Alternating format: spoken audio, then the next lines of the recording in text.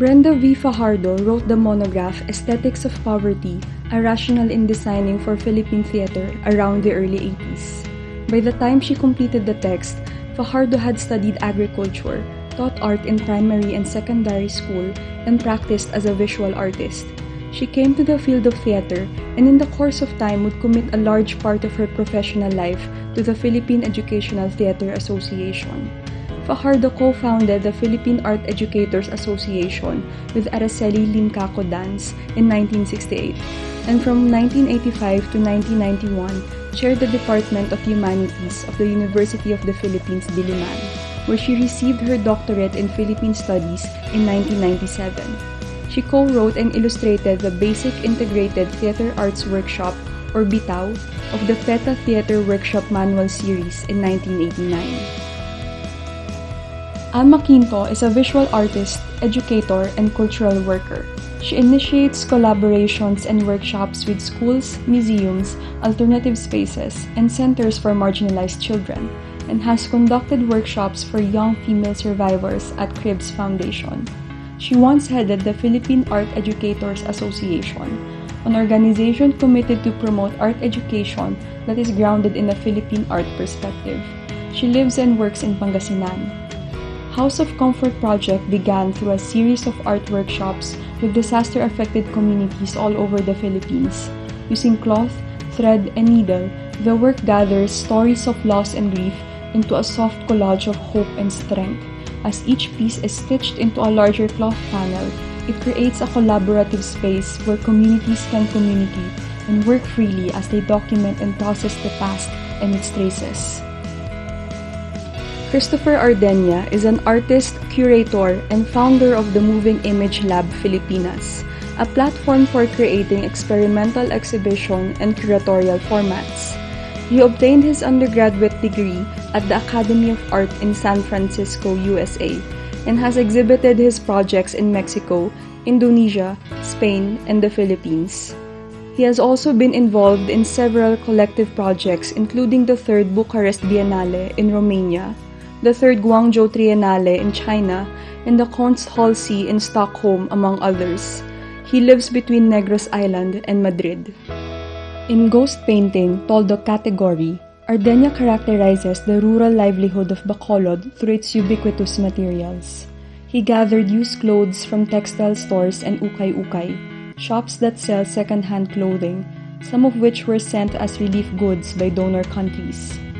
He then painted and stitched the fabrics together with signages from local schools, creating large collages presented as tarpaulins, an often overlooked yet widely used material in urban and rural contexts. Lirio Salvador is a visual and sound artist who explores the visual, auditory, and tactile intersections of art and music.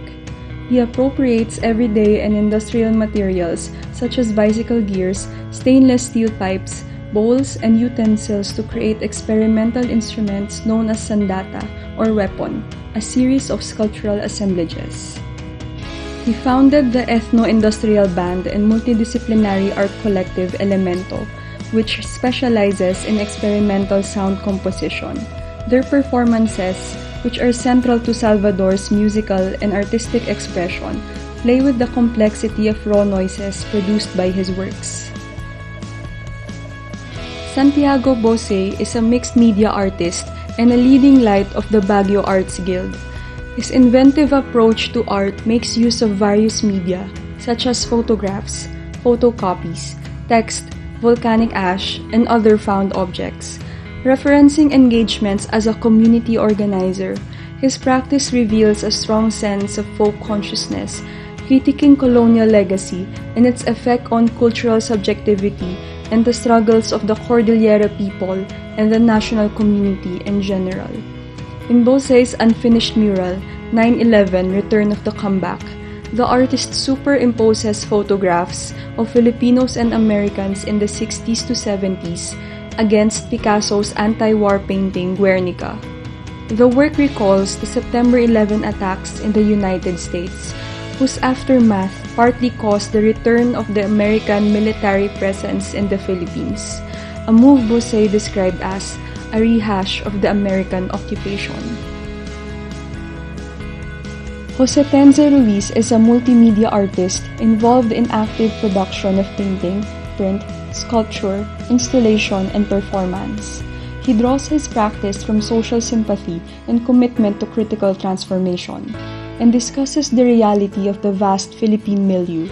Most of his works speak of political discourses and the everyday action of those who must prevail.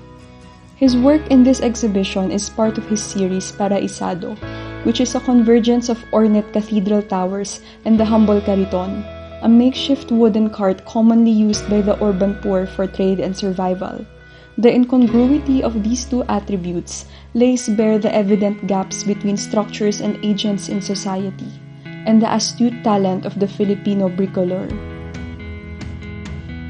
Salvatus is an intermedia artist interested in the discourse of urban culture and its underlying socio-economic structures. His works deal with familiar objects, chance encounters, and everyday politics. He co-founded 98B Collaboratory and Load Na Dito artist-run spaces, which aim to establish convergence with creatives from diverse disciplines together with the general public.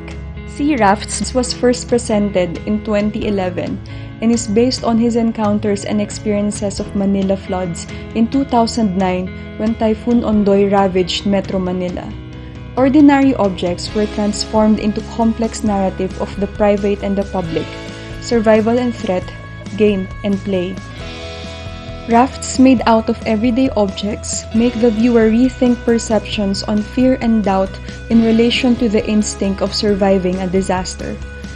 Through these objects, multiple layers of relations and functions are crafted and constructed, further exploring the idea of transportation, movement, consumerism, security, urbanism, and everyday politics in the age of climate change.